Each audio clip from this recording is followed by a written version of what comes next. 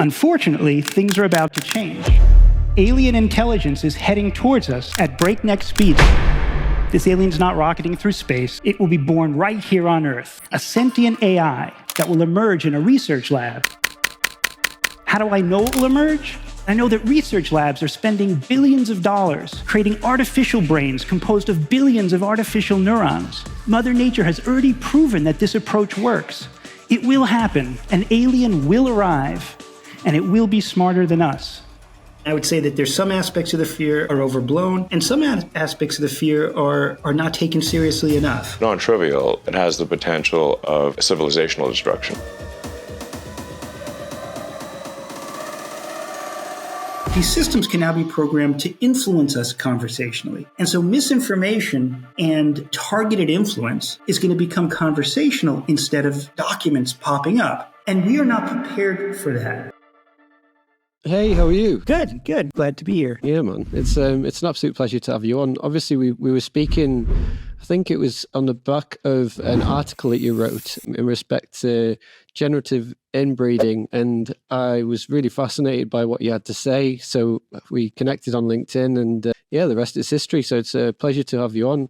I guess before we dive into the crux of the conversation, let's maybe start with a little bit about who you are, what you do, and why. Sure. So I am a technologist. I've been working on really advanced technologies for the last 35 years. The three technologies that I've really focused on during my career is virtual reality, augmented reality, and artificial intelligence. And so I started in virtual reality back in 1991 in labs at Stanford and at NASA. And then I went to Air Force Research Laboratory in the US. And I decided to go into industry, and I founded a number of companies. So I founded one of the early VR companies, a company called Immersion in 1993. And then I founded one of the early augmented reality companies, a company called Outland Research in 2002. And then in 2014, I founded my current company, which is an artificial intelligence company, a company called Unanimous AI. And all three of these different areas and different technologies are really unified by a single principle, which is that I focus on technologies that amplify human abilities rather than replace human abilities. And so that's what got me interested in virtual reality and augmented reality.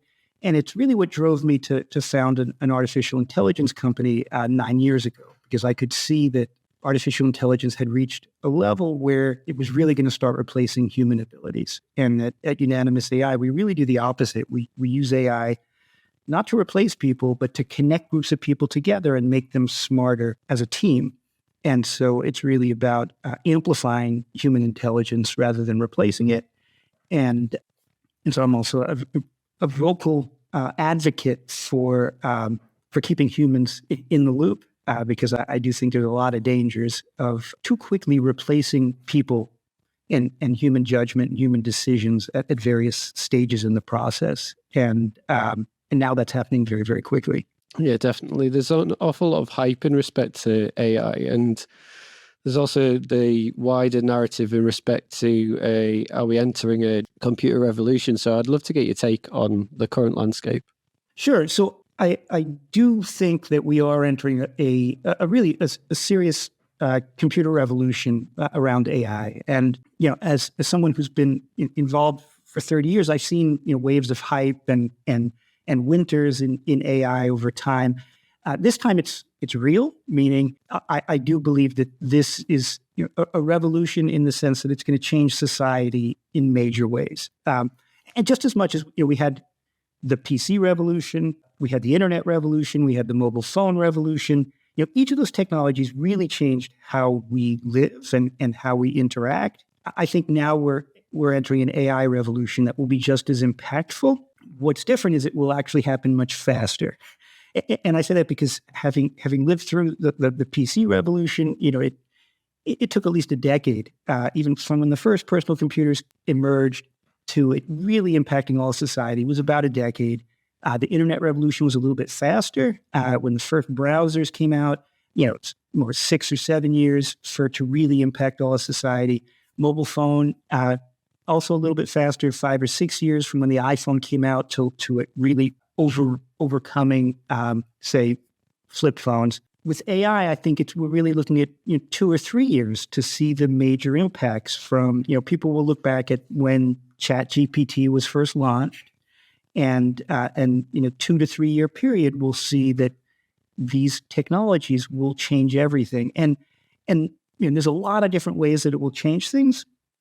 People are most focused on how these generative AI systems, large language models, can create documents and images and videos and do content creation at human levels, and that's amazing and remarkable, and it will change a lot of things. There's another piece of it that I think people don't see the impact of as much, and I think it'll actually have a bigger impact, and that's the fact that these very same technologies will allow us to interact with computers conversationally, and so we are really entering this age of conversational computing, where we will be talking to our computers and they will be talking back.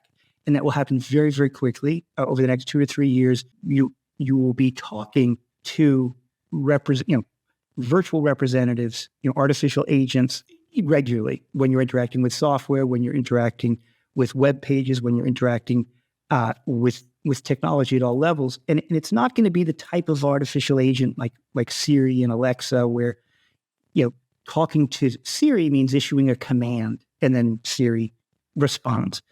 The large language models now allow you to really hold an interactive conversation with software. These large language models can follow the conversation over time, can understand the context over time, can actually be programmed to probe you for more information.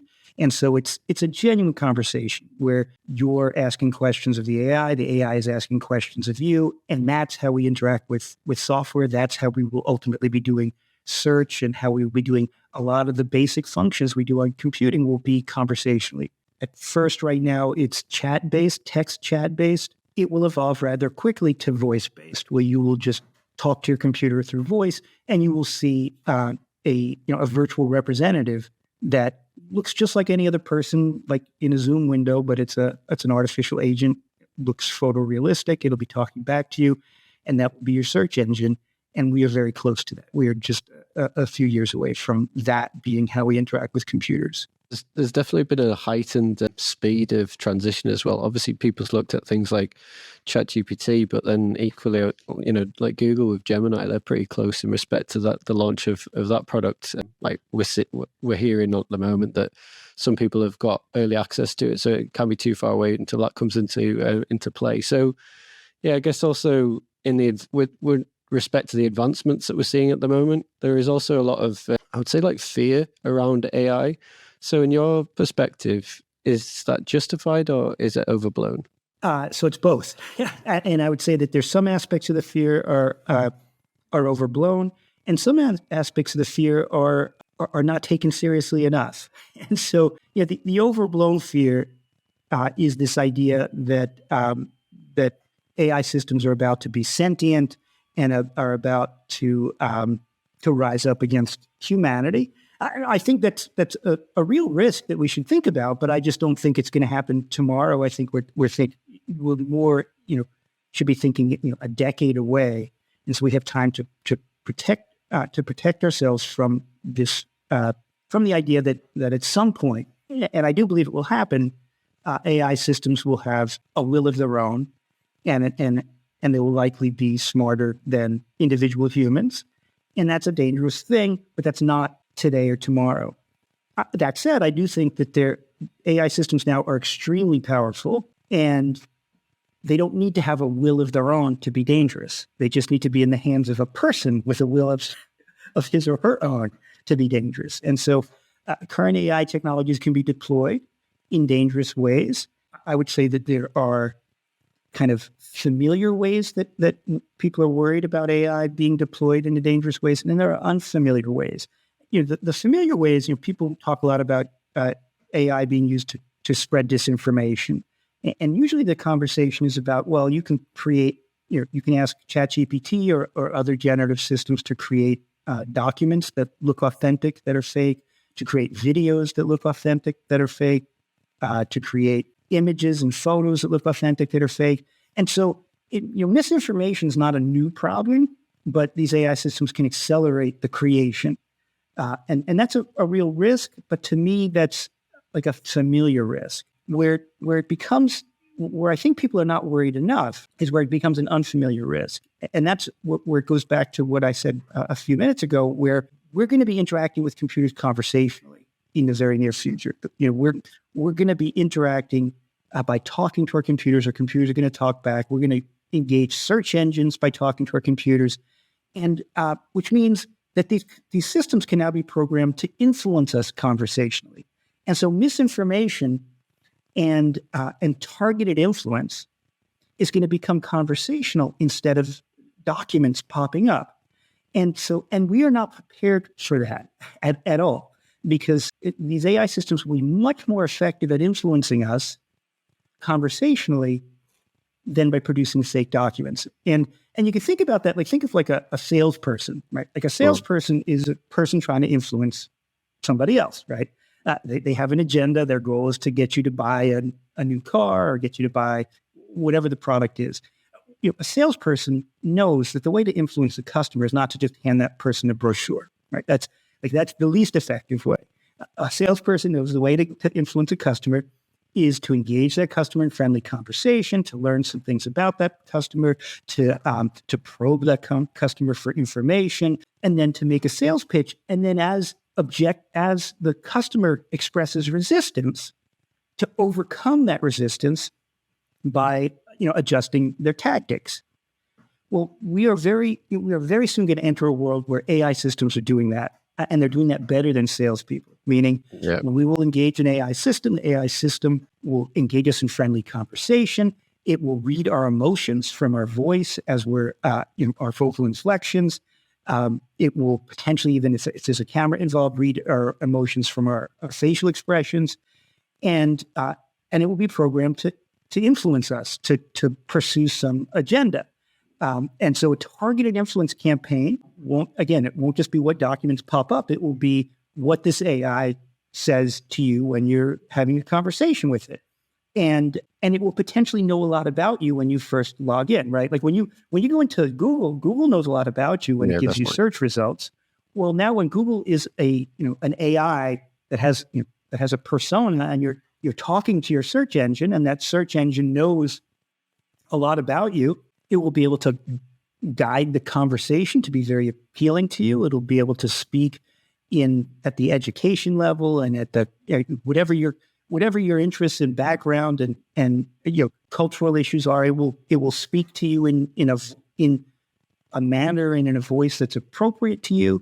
It will bring up examples that are very fitting for you.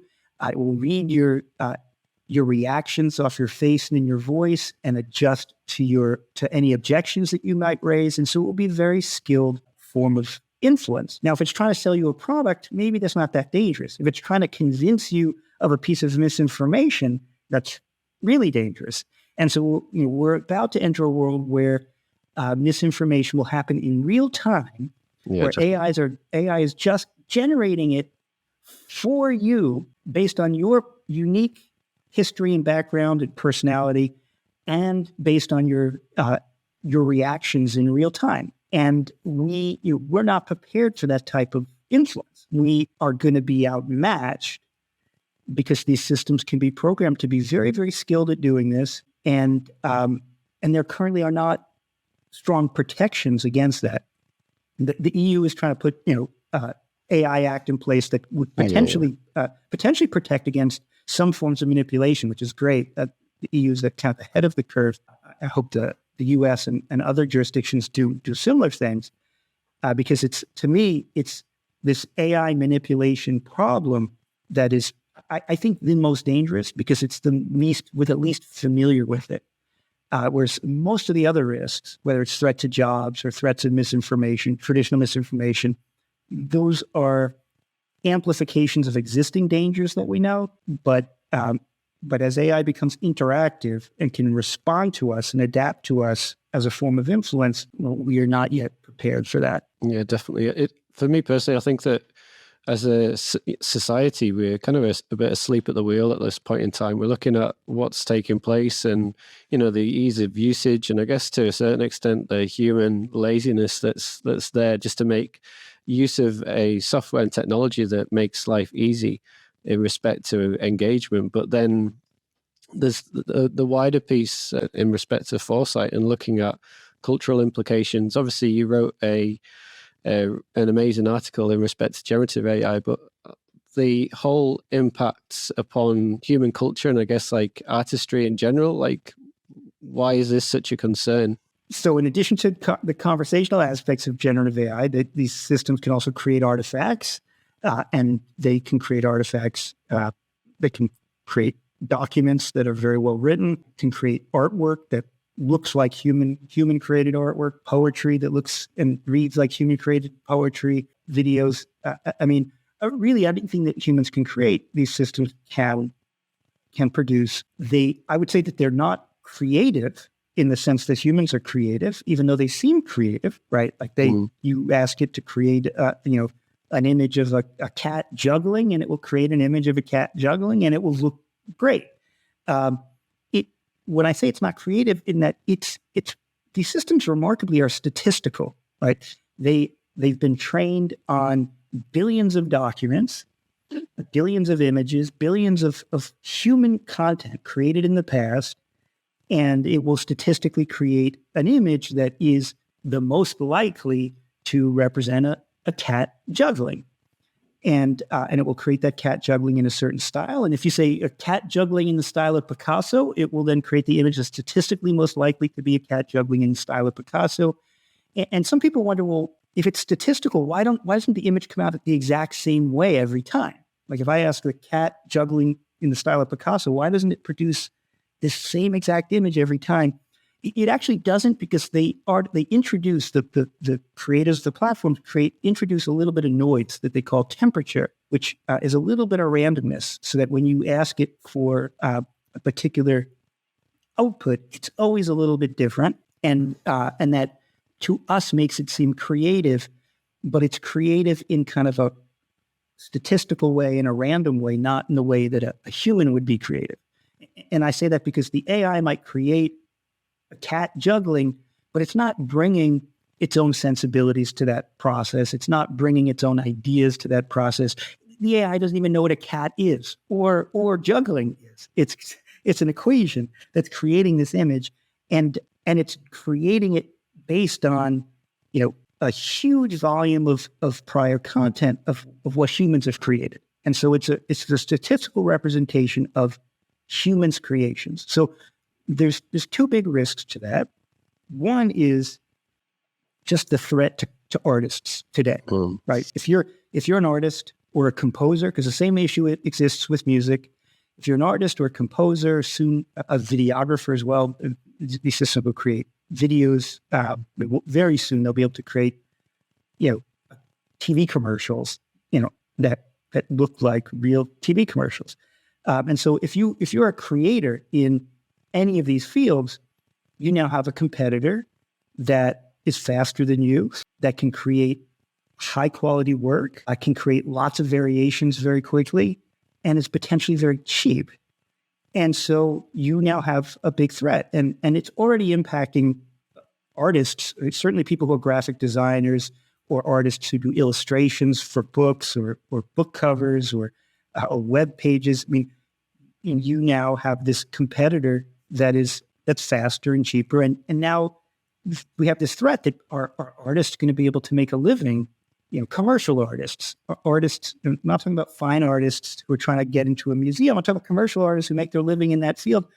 Very, very difficult, and will only get worse. Same thing is happening for composers. Yeah, again, not classical composers yet, but there's a lot of people who make their living generating music for video games and for background music for TV commercials. And now it's faster and easier to have an AI generate that music. And again, it's going to impact the ability of these struggling artists who were not getting rich before, now have this competitor, and it's very dangerous. So the first risk is that we're potentially going to make it harder for humans to be artists because they have a competitor. The other risk is that these pieces of artwork that are being generated, they're not authentically creative, and they're backwards looking, meaning they're based on a statistical model of the past. Yeah, definitely. And so it means that we're creating content that is not evolving, but is replicating the past, and in a lot of cases doing a slightly worse replication than the past, and that's stifling to human culture, to human art, to the advancement of art and music and film and even writing. And so we now have this new content creator that's making it harder for people to become artists and creators. It's producing content based on the past, so it's stifling our culture. And then there's this worst additional issue, which is the one I wrote about, called generative inbreeding, which is we're getting to a point now where generated art created by AI, is filling the internet, right? Yeah. And so these systems that are trained on all the artwork and all the documents and all the content that's out there on the internet is now starting to get trained on its own content, on its own computer generated content. And right now it's very difficult for systems to identify computer generated content, AI generated content from authentic content. People are trying to put watermarking systems in and other technologies to make it identifiable, but so far it's been defeatable and it's not been reliable. And so we're now in a world where content's being created, AI systems are going to be trained on AI generated content, and that is basically inbreeding, where instead of these systems just looking back on the human past to create content, they're now looking at the human past plus this AI generated distortion of the human past. And so it's basically trained on a copy of a copy, and then a year from now, systems will be trained on a copy of a copy of a copy, and we, at some point, human culture will start to be driven more by the way these AI systems work than the way human artists work and think, and it's actually it creates this really strange situation where we're trying to protect human artists from being ripped off. And at least in the US, there was just a big legal ruling that says that AI generated art can't be copyrighted. It can't be protected. And that's a good thing for artists, but it's actually also a bad thing because now you have all this AI generated art filling the internet that's not copyrighted, and human generated art is copyrighted. And so if you are going to stick something on your website, what are you going to pick? You're going to pick. And so we're actually perpetuating the situation where our culture and all the images that we see online and everywhere are going to be more and more AI generated content.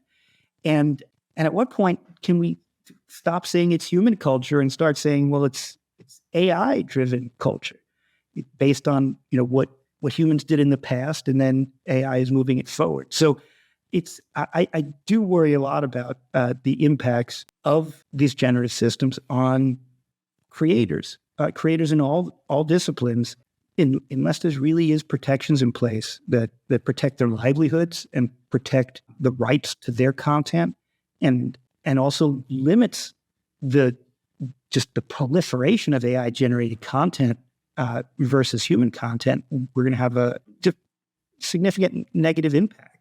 Yeah, for sure. And, looking back at culture as a whole, as I grew up in the 80s, so around about that time, music and movies had such a powerful influence in shaping culture and shaping wider society in respect to the content that was produced. And today, Warner Music made history signing a record deal with the first AI virtual pop star recently. So the whole narrative of how music and then movies and today I would argue gaming is a cultural shaping force. Now that's kind of come directly into conflict with AI and the whole premise of the compounding nature of the content that AI produces, and the fact that, yeah, as you say, if you're going to utilize free assets versus copyright driven assets, then you've got to go use a free one, and that's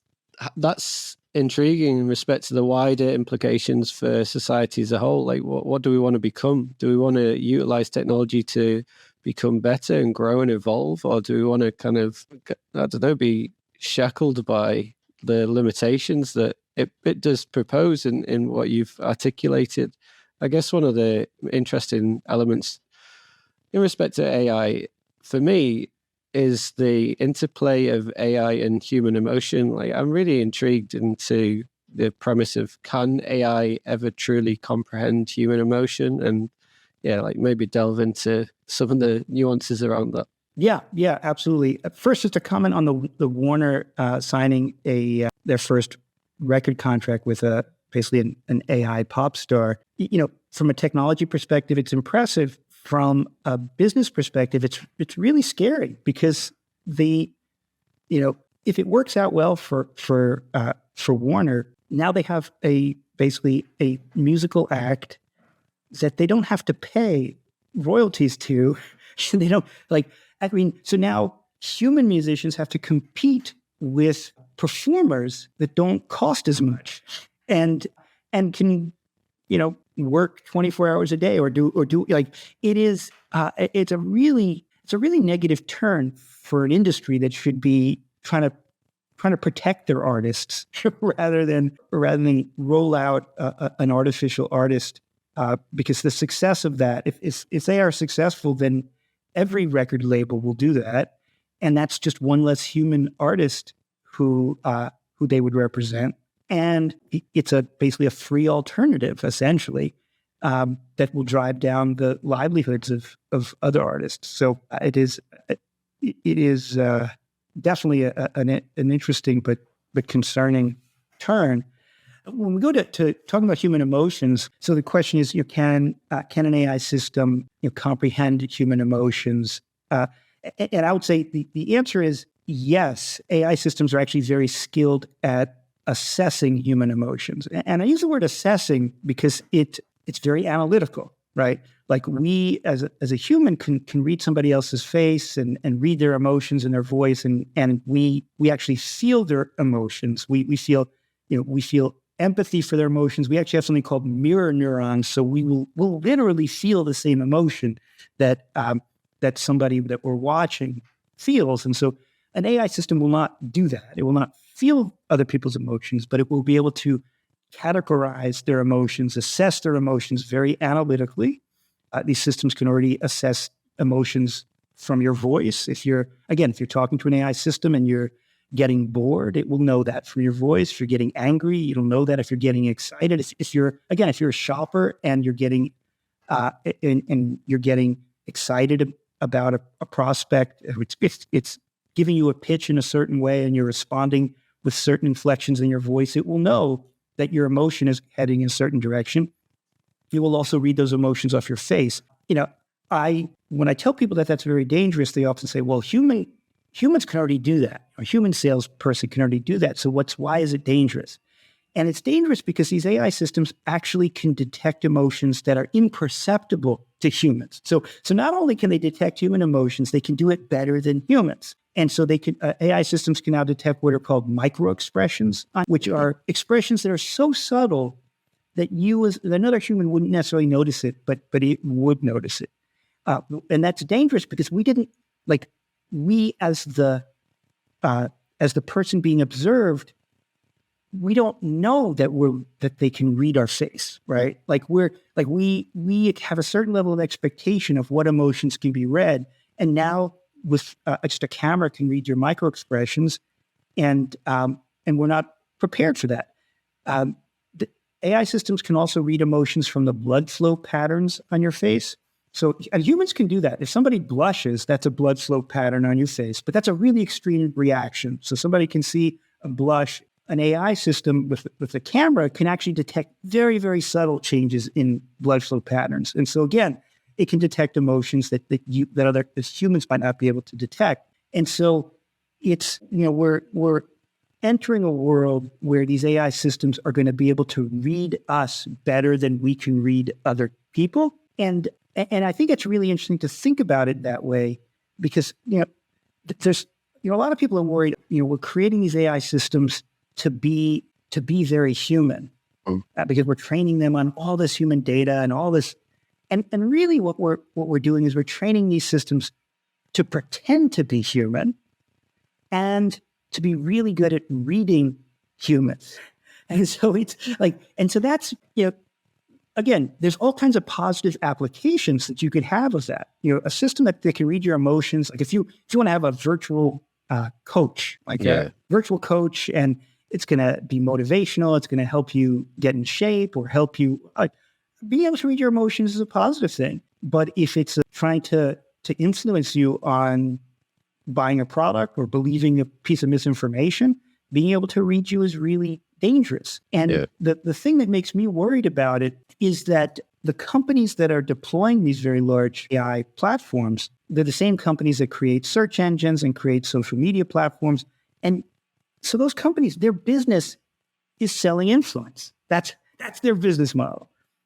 Whether you're Google or Meta or any company that is a big tech platform, you're running a search engine so you can sell advertisements, which is sell influence.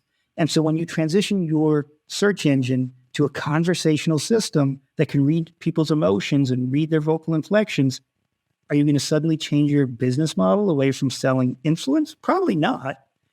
And if you realize, well, I can use their vocal inflections and their facial expressions and their emotions to influence them better, they're going to do that. Unless there's regulations in place that say, no, you can't do that.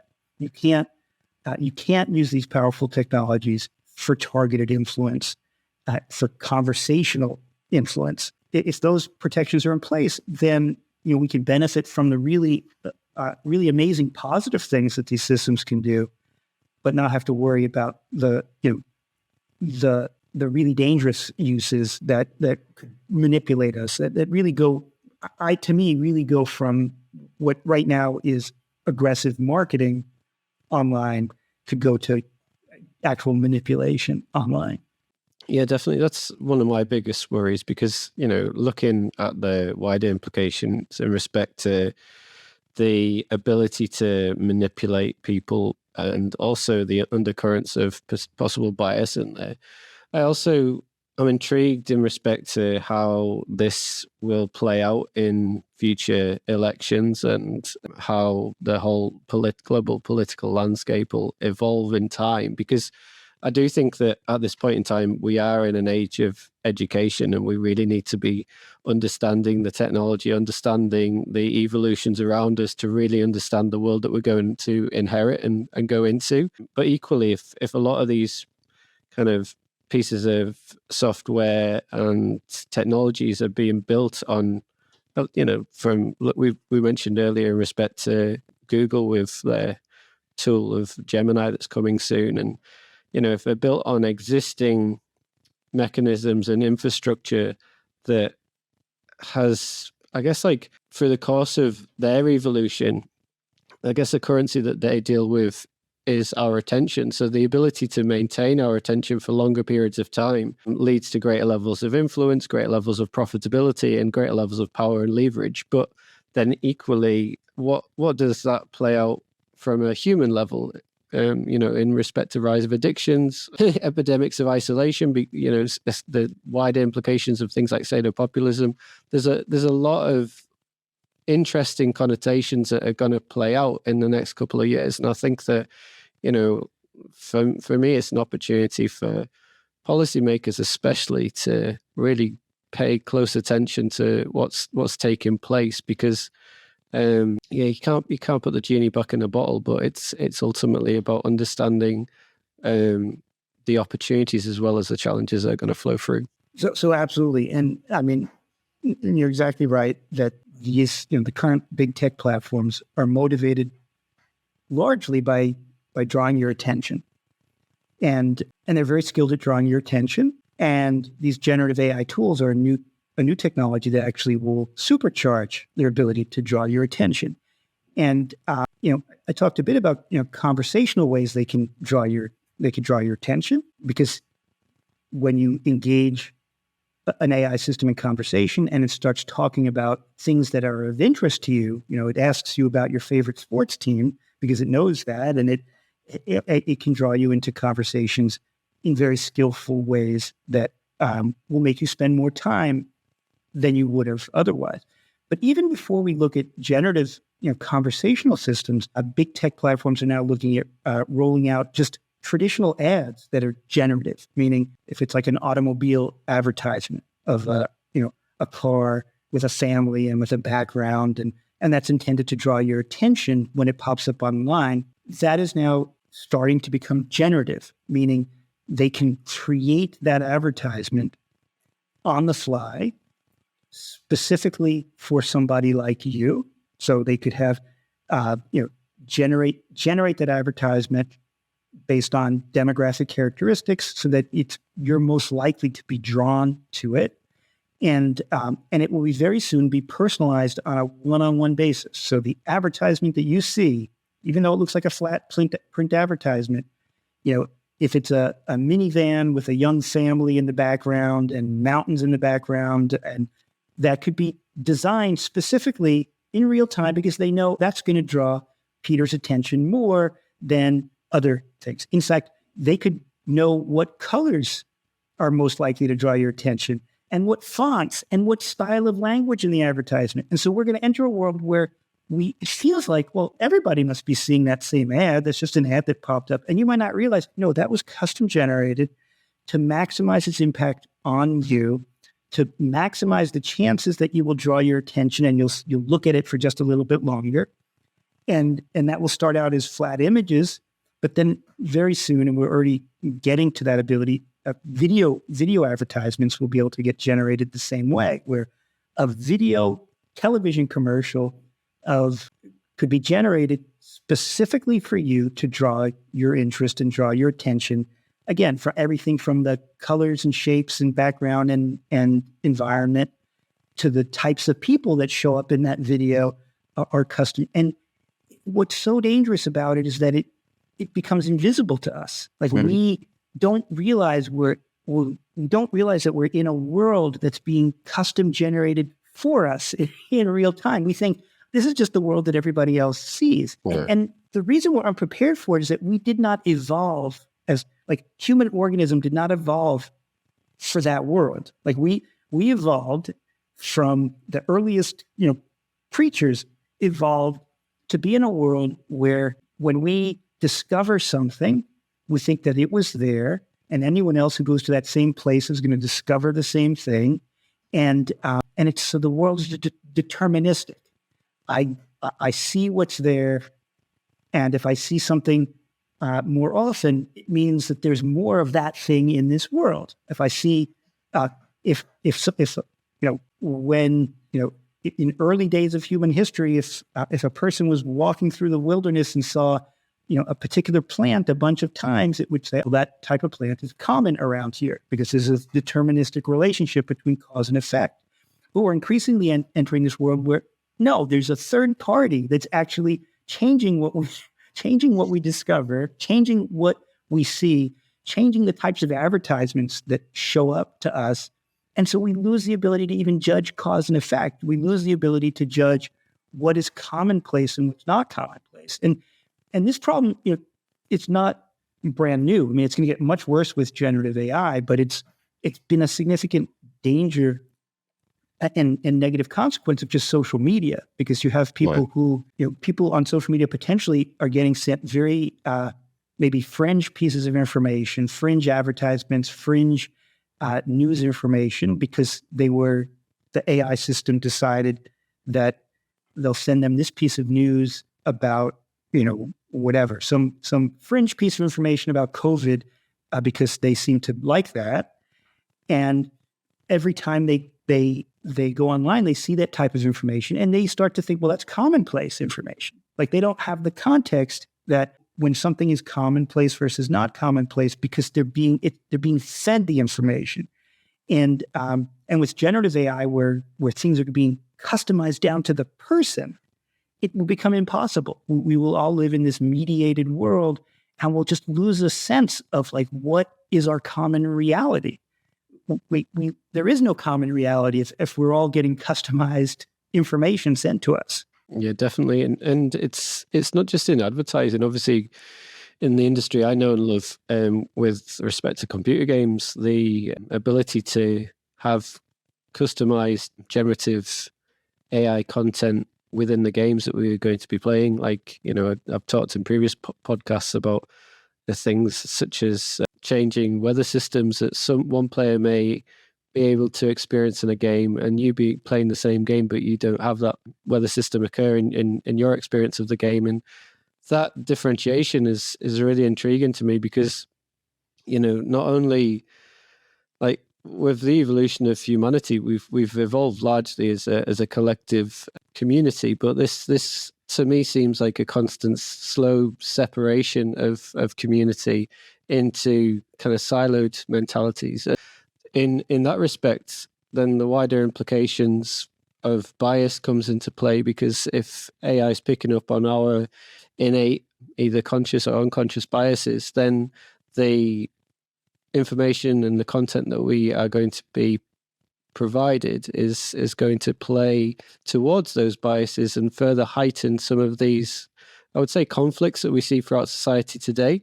It'll become more commonplace, and less back to what I mentioned earlier about like the era of education, that people are a little bit more aware of the sees a change around them, and I guess like more aware of the wider implications of the issue of bias. Like that in itself brings me, I would say, to the next thing I wanted to explore, and that was like the ethics in AI development.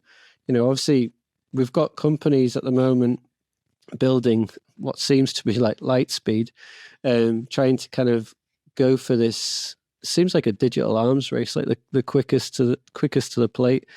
So I'm intrigued as to, how do we ensure that biases, intentionally or otherwise, don't find their way into the AI systems that we are building at the moment? So the first problem you mentioned, which is that it is an arms race.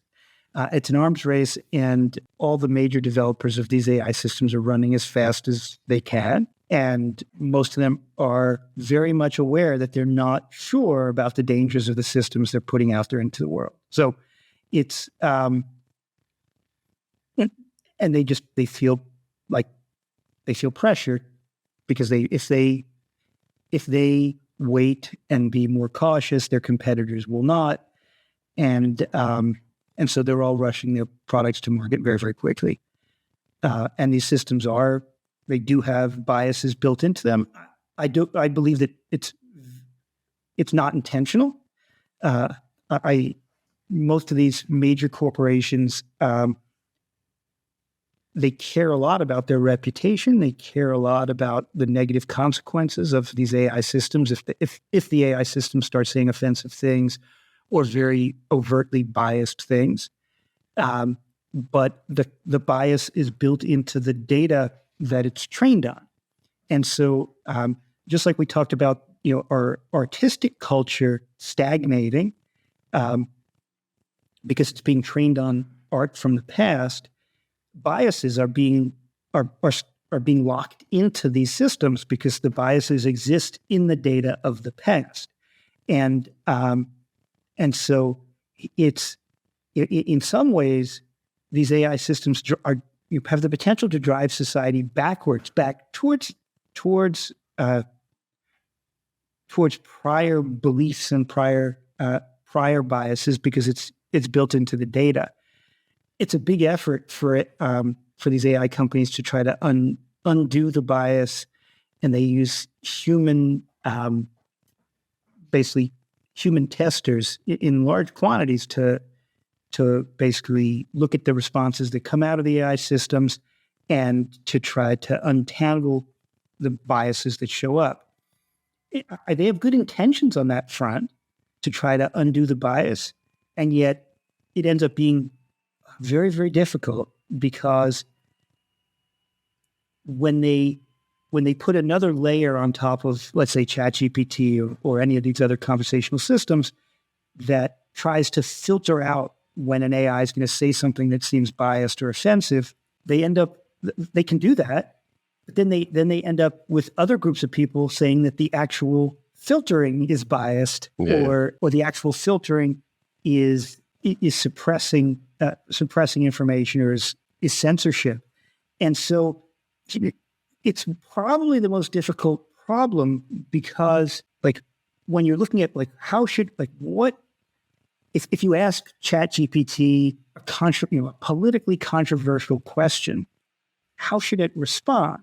One option is it should just say, I don't get into that issue. But if it does give a response, it's not going to satisfy everybody, because we as a society, certainly in the U.S., can't agree on what is an unbiased perspective. And when people try to unravel this, I often say, well, imagine if we built this AI system back in the 1950s, right? The prevailing culture of the 1950s, certainly in the U.S., probably in most places, was far more sexist, far more racist. If we built the system back then, how would it have got updated over time? Especially if it was trained on prior data and it was now producing, it would have locked us in to those cultural perspectives would have been locked in. So we have this real danger that we get locked in culturally, and even if we can make a system that seems good today, it needs to have a mechanism so that 10 years from now, it doesn't look like it's out of touch with society. And that's very difficult. Yeah, definitely.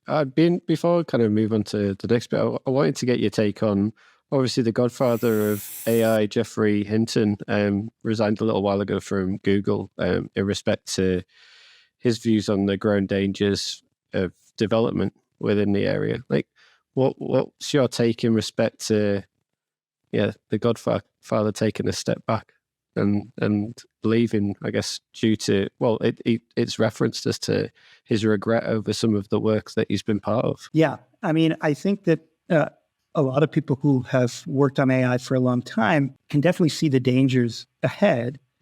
And if you're in an executive position at Google like he was, he couldn't even talk about it, right?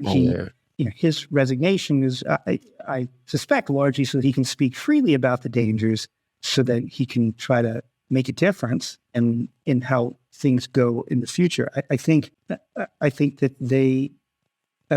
it's very clear that these AI systems have a lot of pathways for misuse, and have the potential to become significantly smarter, and potentially have a will of their own, which is a whole separate danger that we need to worry about. It's, again, could be 10, 20, 30 years away, but we're not that far away from these AI systems potentially becoming so smart that we lose control of them.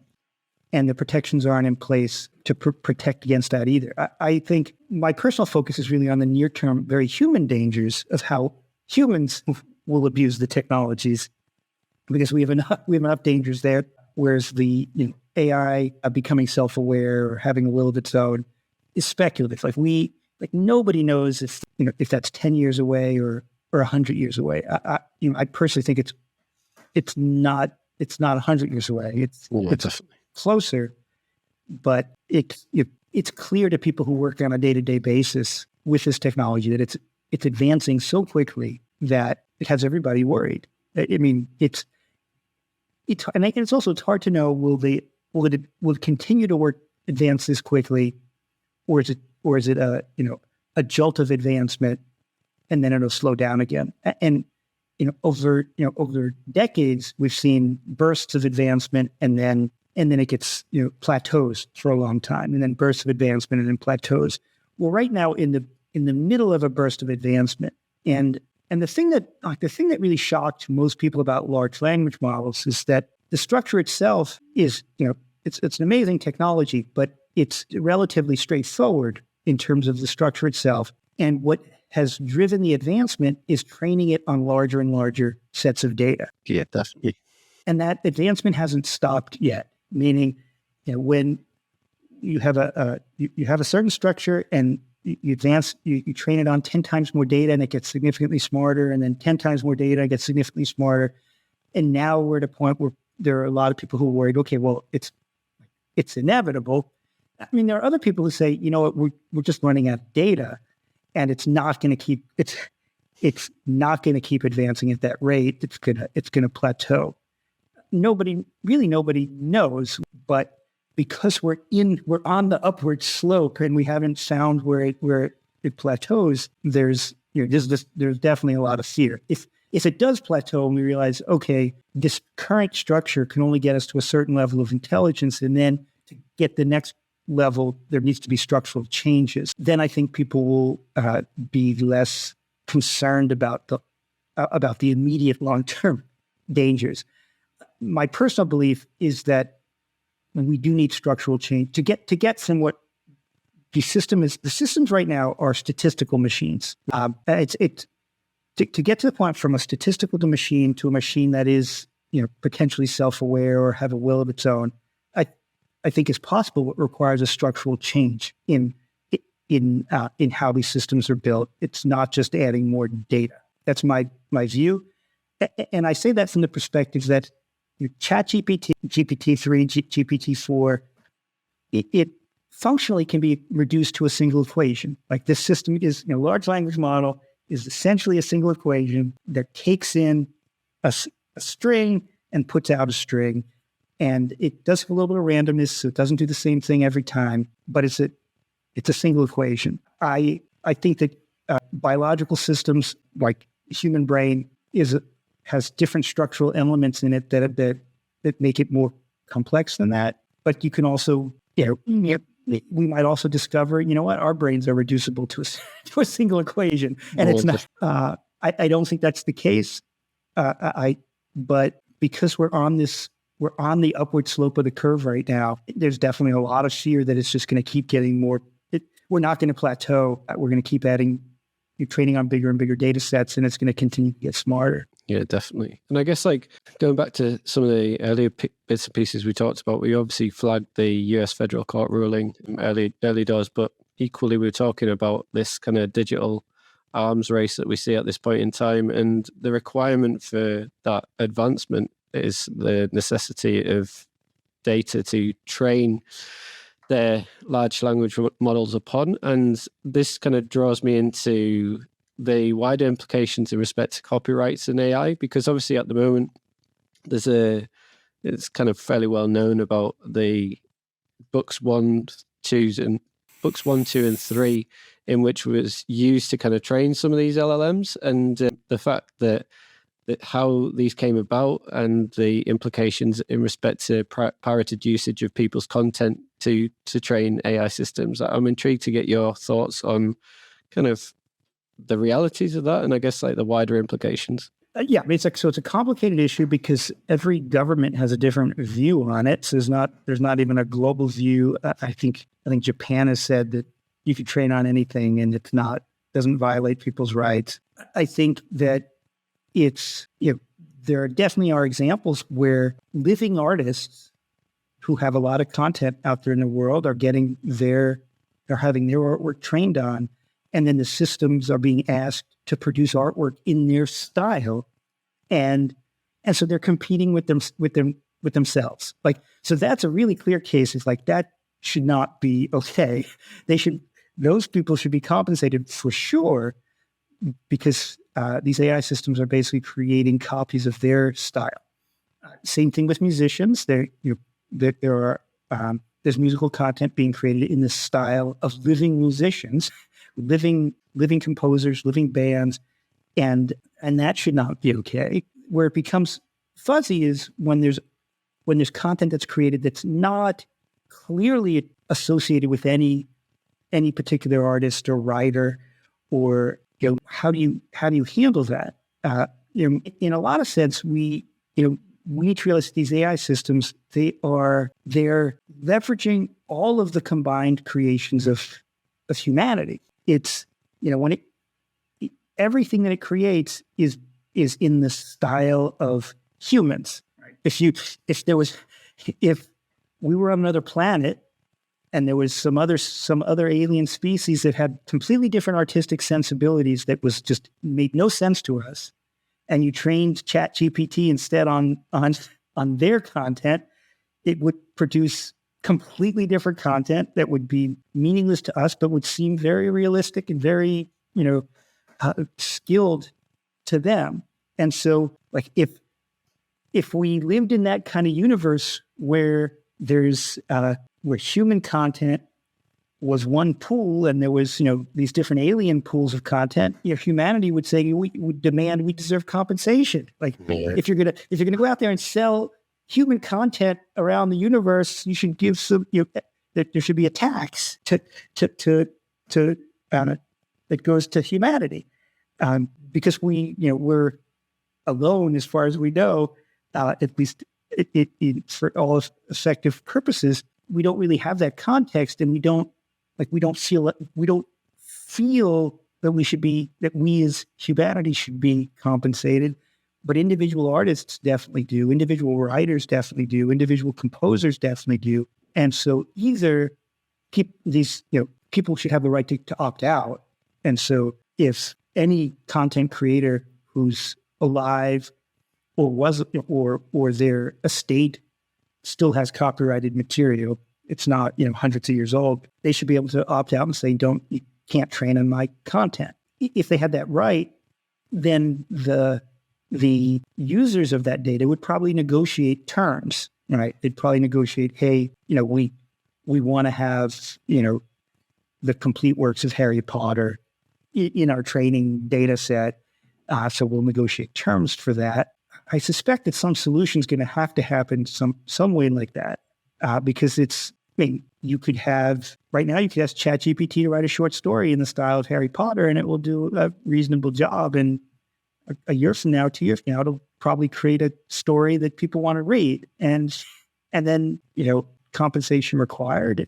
It's a really difficult issue. Yeah, that's why for me personally, I'm really intrigued as to how the kind of proposed legal cases that we see today in respect to some of the pirated usage of the books one in specific reference, how that kind of plays out. And also, the wider governance piece. I'm intrigued as to how some of this legislation will kind of address some of the sticking points. I'm not really sure how to reference it at the moment, but some of these kind of short-term issues, because ultimately they'll have to be ironed out. But the fact is, I can't see us slowing down the speed of change. I think more so there'll be a reactionary response to some of the changes that we go through. But it's an exciting time for me. I'm really intrigued as to how both industry and society evolves with the speed of change that's in front of us. There's for the last couple of years, especially, technology has advanced at such a pace that now humanity is taking its time to catch up, and it's reflecting upon what the wider implications may be, and that's really good, because for me the ability to reflect upon the wider implications will allow people to move forward in a way that's a little bit more conscious about their surroundings rather than unaware, and that can only be a good thing. I guess there's a few other questions I wanted to delve into as well. Obviously, one of the other advancements that we saw that got an awful lot of people excited a little while ago was the narrative around the metaverse. And I guess now that the hype has settled down per se, what are your views in respect to the metaverse? Was it overhyped, or was it something that is yet to really show its teeth? So I think it's both. It's definitely overhyped, but everything gets overhyped and then settles back to reality. I do think that the metaverse, whatever word we end up calling it, is a very significant technology that is inevitable for humanity. And I say that because in my mind, when we talk about the metaverse, what we're really talking about is computer systems evolving from flat content on flat screens to immersive content in immersive environments. And And those immersive environments could be completely virtual worlds, or they could be augmented worlds. And in my mind, the ultimate computer system of the future will be augmented worlds, where people are not sitting in front of screens. Content is just all around us, and that content will be mixed with the real world, and so you will have this mixed reality of the real and the virtual, and that's just the most natural way to interact with information. That's when we start to forget what's real and what's computer generated. We're in the ultimate form of information display. When Meta made the big kind of marketing push around the word metaverse, it really got people thinking more about these closed virtual worlds, which I do think. I do think fully virtual worlds are great for entertainment, great for gaming, great for vertical applications from education, and there's great applications in medicine. But I don't think it's going to transform the world. I think that augmented reality or mixed reality, when we have lightweight, stylish eyewear that doesn't make people look strange, but allows us to have all of our content just in our world, just placed like that's ultimately where computing is going. Apple, obviously launched their Vision Pro.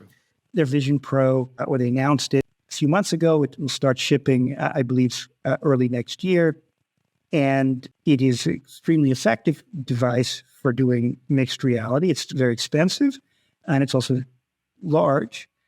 So it's not the device that they expect to change society, but I do think it's the device they expect to get into the hands of developers who will create the content that will then precede the device that changes society. So I feel confident that Apple's roadmap is that within just a few years of the Vision Pro, we will see very high volume products that are stylish and allow content to just be everywhere. Yeah. And that I think is going to impact everyone, impact how we interact with computers, and we'll stop looking at flat screens.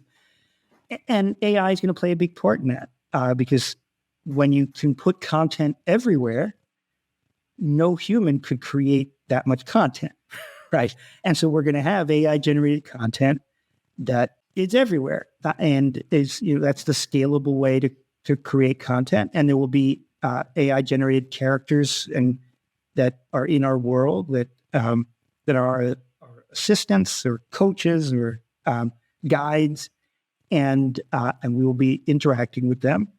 And there's really remarkable things that will come out of that. At the same time, we need protections and regulations and policy to protect us against those very same dangers that we talked about before. Things like AI having the ability to manipulate us.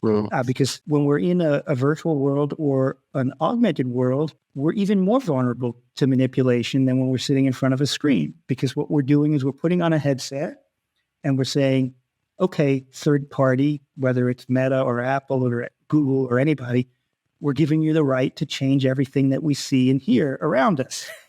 And by the way, you have these AI tools that can customize what every single person sees and hears in real time. Yeah, definitely. And so that is potentially the ultimate tool of persuasion, unless there's regulations that say, no, you can't use these tools to influence people. You can use it for entertainment, but you can't do targeted influence in virtual environments where what people see all around them is, they can't tell the difference between what's promotional content and what's, authentic content. And so hopefully we'll have good policy, and then I think these tools will be pretty remarkable, and they'll expand what it means to be human. Yeah, definitely. I think that's and the reference points are there, and that's touching back to the concept of culture. But we have things such as like the visual representation of what films like Minority Report or Ready Player One looked like and felt like, and also to an extent video games like Cyberpunk. There is the reference points there, and I guess like in respect to the various different iterations of be it Vision Pro or the direct competitors, to me, the evolution will be quicker than the transition that we saw through mobile, for example, from like the 80s, like massive brick phones to the types of phones that we have today. But it'll move at a larger and quicker pace. But ultimately, that's the interesting part for me. It's the fact that we're going to kind of enter this augmented reality that, from an ease of usage, this is why I looked at things like the metaverse, and I found it exciting and fascinating. But from a consumer perspective, it didn't make my life easier. Therefore, the mass adoption wouldn't be there. In respect to things like augmented reality, where you could be having a conversation with myself and you whilst I'm also looking at booking like a dentistry appointment or whatever it may be, you have the ability to make your life easier. Therefore, I do think it will be embraced by wider society and there will be mass adoption.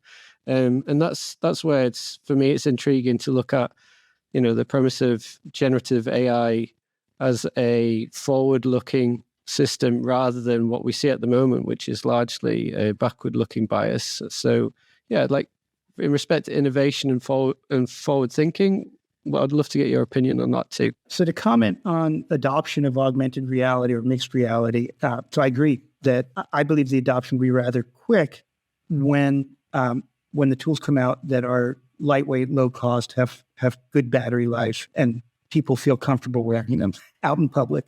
And I say that because we can look at adoption curves going forward by looking at, say, the past. If you look at the iPhone, the thing was launched in 2007, it only took 5 or 6 years to go from the iPhone being launched to smartphones as an industry producing more units than flip phones. And flip phones were way cheaper and performed the core function of the telephone. And so nobody knew they needed an iPhone when they had a flip phone. Nobody thought they'd spend $1,000 on a phone when they had a flip phone. And yet it was, completely, dominated the industry in just 5 or 6 years. And the reason for that was that if you didn't have a smartphone, you felt like you were missing out on content, right? Yeah. You're out there in the world and other people have access to content and you don't. So now imagine that Apple launches their Vision Pro, and within 2 years, they launch lightweight, stylish glasses that people feel comfortable wearing that gives you content when you're walking down the street or walking through store or in your house, everywhere. Well, now if you don't have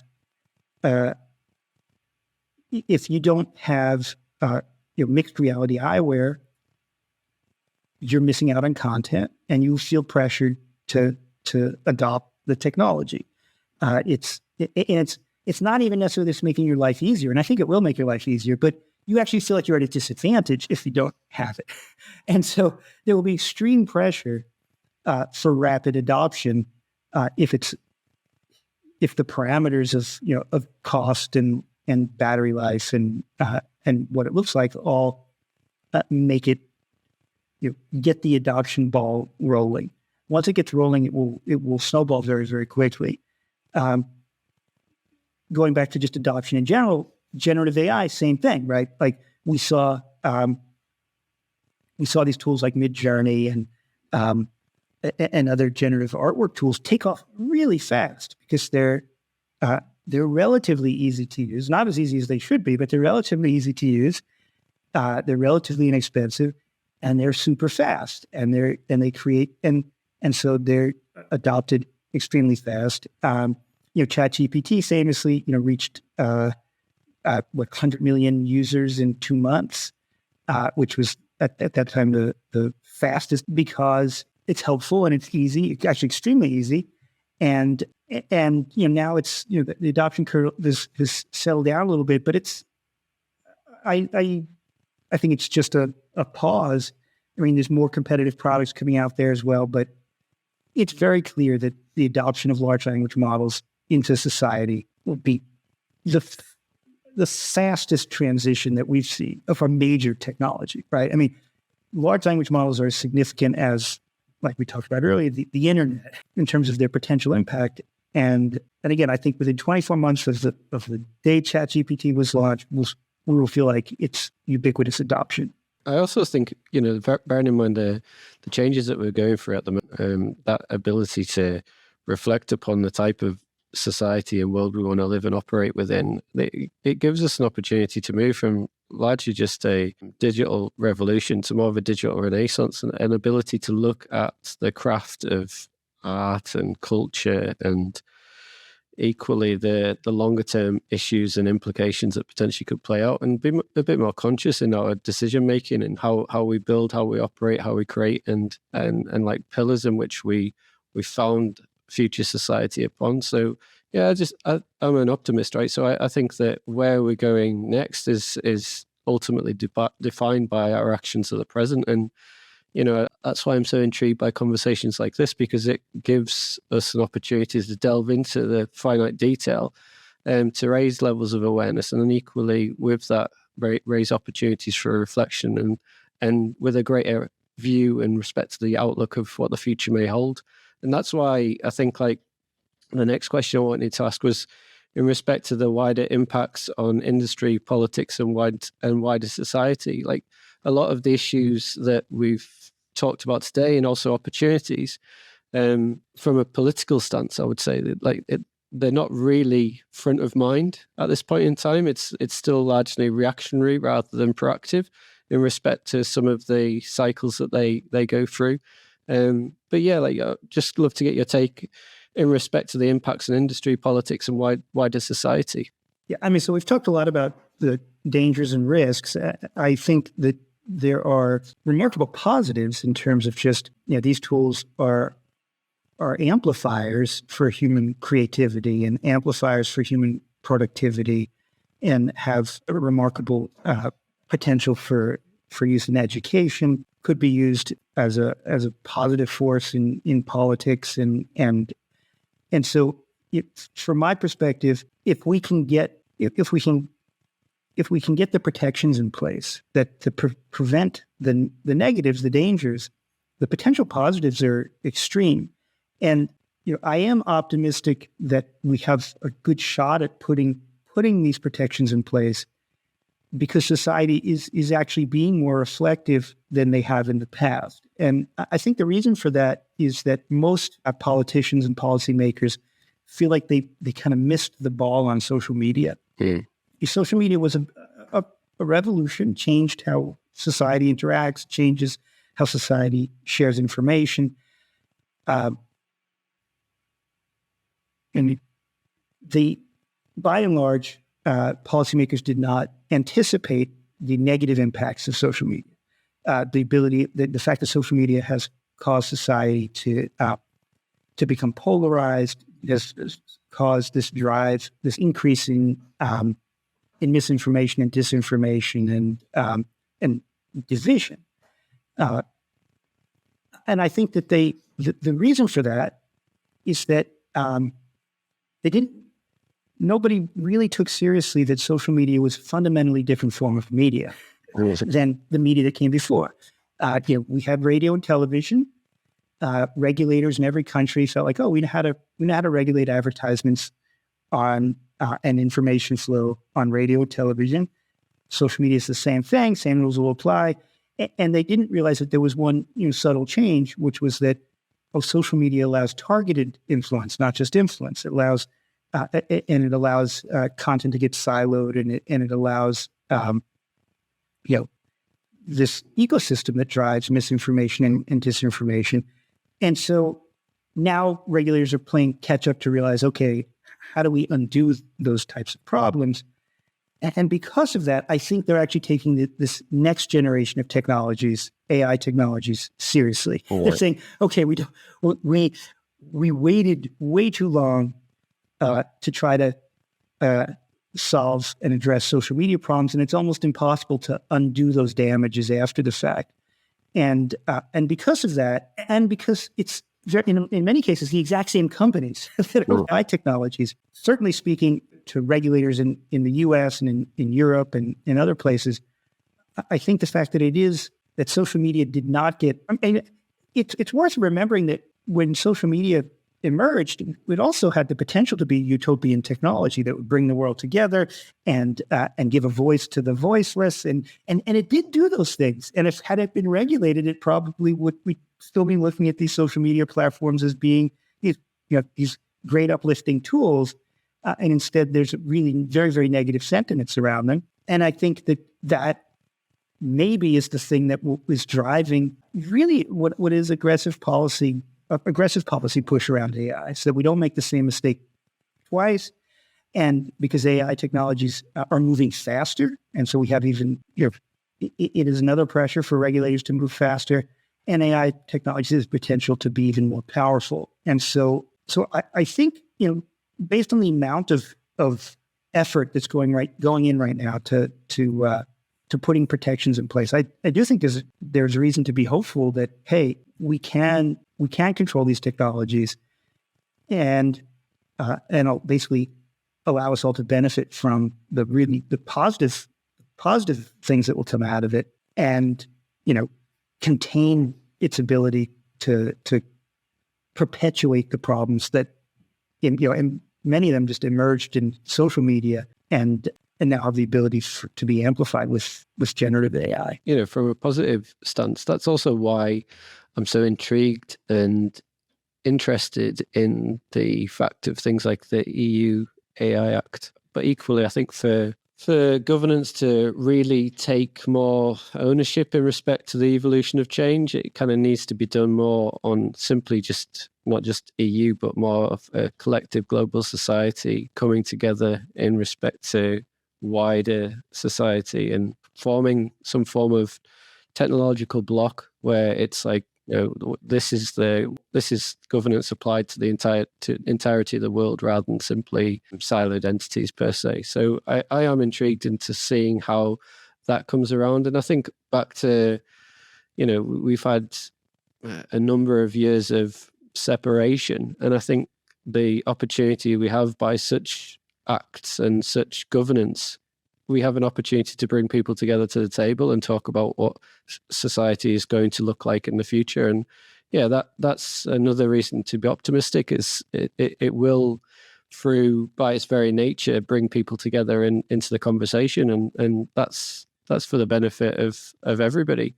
I also before we kind of close it out, we've talked largely about all different aspects of AI and its evolution and how we got here today, but equally we haven't really talked too much about your company and that company was founded upon, and I guess also where you are today and what the future holds. Yeah. So as I mentioned at the start, I run an AI company called Unanimous AI, which is really focused on using AI to connect groups of people together to amplify their collective intelligence. And so instead of replacing people with algorithms that can make decisions for us or make forecasts for us or make estimations for us, what we do is we allow groups of people to be connected in real time and make significantly more accurate predictions and decisions and forecasts. And we call the technology swarm AI because it's actually based on the biology of swarm intelligence.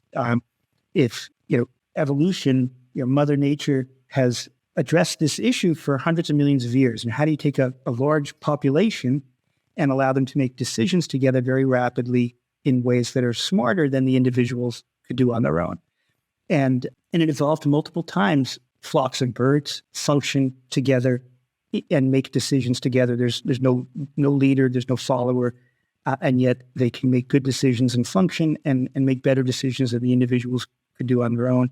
Swarms of bees do the same thing. That's where the word swarm intelligence comes from. But swarms of hundreds and hundreds of bees can make really good decisions together that are really sophisticated. They can solve complex problems by making decisions as a swarm that the individuals could never do. And then schools of fish. Again, very different organisms involved. A school of fish could have thousands of individuals. They can navigate the ocean, make split-second decisions. Nobody's in charge, and they can survive and make decisions. And so biologists refer to each of these types of systems as a superorganism, where they're functioning together as a superorganism. They're leveraging the the observations of all the different individual members. If you think of a school of fish, they're all seeing a different view of the world. They have different view of their surroundings, and yet they're making decisions together in real time and functioning as a support organism. And so what we do at Unanimous AI is we allow humans to do the same thing. We have software called Swarm, and we allow groups of people to connect. Hundreds of people can make predictions and decisions, and it turns out that when we allow groups to work as a swarm and make a prediction or a decision, they become significantly smarter. We've done studies with MIT where we had groups of financial forecasters, and they come together as a swarm, and they could predict, the price of gold, the price of oil, the S&P 500, and they can increase their accuracy by 35% when they work together as a swarm. We've worked with Stanford University Medical School, having groups of doctors make diagnoses as a swarm.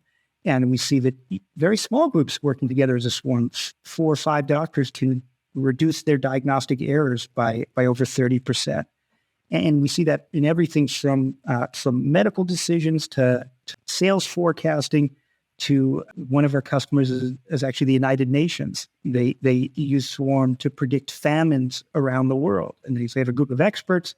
They come together in our software, and they make predictions. What's the probability that there's going to be a famine in a particular nation in the next 18 months? And they can make faster and more accurate forecasts. And so that's the type of technology that I work on. We continue to advance the technology in, our ultimate goal is to be able to enable very large groups, thousands of people, to make optimized decisions as a swarm, not just for business decisions and not just, for financial decisions, but for political decisions, for solving big problems that can't easily converge on and reach decisions on. And so we're getting involved in governance decisions and policy decisions, especially when you have large groups and they have lots of conflicting opinions. A swarm turns out to be a really good way to find the solutions that optimize the satisfaction of the whole group. It is essentially nature's way of groups finding the solutions that are best for everybody. I mean, if you think of a school of fish, what doesn't happen in a school of fish is they don't just argue and then get mad at each other and go and swim off in 2 different schools of fish. Like that never happens because the way a swarm works is it actually finds the solutions that the group can best agree upon, as opposed to our current political processes, which seem to drive groups to entrench and never reach a decision. I think, and I also think it's the right way by bringing people together, the opportunity to bring those, like in some cases, diverse perspectives on a particular topic to come to a quicker, more effective, more valuable solution. And it's another reason for me to be optimistic in respect to what the future holds. I could talk to you all day. We've just got like two last questions to close out on. Obviously, the first one is from our community. So there's a question from one of our listeners that wanted to understand, can the overuse of AI create a similar effect to Google syndrome, and what can we do to combat that? And I guess, like, beyond that, the final question would be a reflection from you, like from key thoughts or takeaways that you'd like to leave with our audience. So I do worry a lot about overuse of AI, partly because it's interactive, and it will be more increasingly interactive. And so when you're interacting with an AI that's adapting itself to you, you could kind of go down a rabbit hole and don't necessarily realize that you're being swayed in a particular direction, or even just that you're getting into kind of a narrower and narrower world where it's you and the AI, because it's almost like a mirror to yourself. It's telling you what you want to hear. It's responding in the way that you want it to respond, and it could become very, very addictive, and it could become very distorting in just our views of the world. So I do think that we will soon worry that people will be overly exposed to these AI systems that are, in some sense, just reflecting back to themselves what they want to hear. In terms of just overall points, I think that we're definitely in the middle of a revolution where these AI systems are are going to change the world very, very quickly. And they're going to change the world in many, again, positive ways. Beginning, we talked about how we're entering this age of conversational computing where we talk to our computers and our computers talk back. That's actually extremely convenient and a much easier way to interact with information than typing into a chat, typing into a search engine, just being able to talk. And so it's realizing a technology that is ultimately very, very positive for humanity. And so to me, it's really just about making sure that we also protect against the downsides so that these things can unlock what will be really magical uses, but not allow the powers that control these technologies to also abuse them. Honestly, it's been an absolute pleasure. Thank you so much for your time. Yeah, no, it was fun. Yeah, thanks for having me.